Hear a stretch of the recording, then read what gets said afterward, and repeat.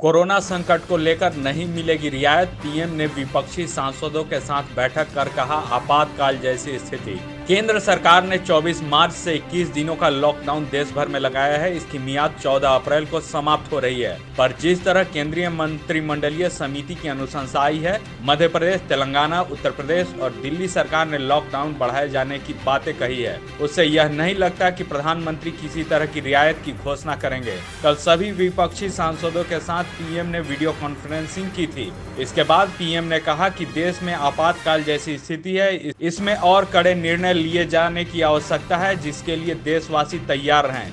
11 अप्रैल को सभी राज्यों के सीएम के साथ वीडियो कॉन्फ्रेंसिंग करेंगे। इसके बाद लॉकडाउन बढ़ाने की घोषणा की जाएगी। जिस तरह कोरोना संक्रमितों की संख्या बढ़ रही है, ऐसे में लॉकडाउन समाप्त करने की संभावना कम है। देश भर के 175 हॉट स्पॉटों की पहचान कर लोगों को घरों में ही रहने की सलाह दी गई है। इन इलाकों को पूरी तरह सील कर दिया गया है, जहां बाहर निकलने की इजाजत नहीं दी जाएगी। गश्त भी तेज कर दी गई है।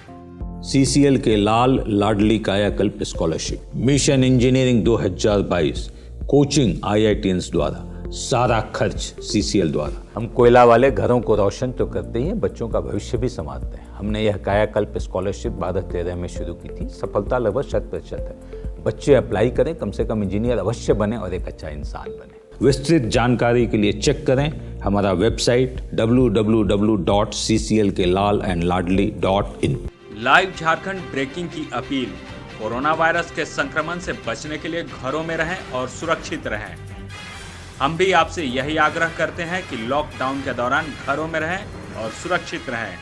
खुद का ख्याल रखें और दूसरों का भी ख्याल रखें।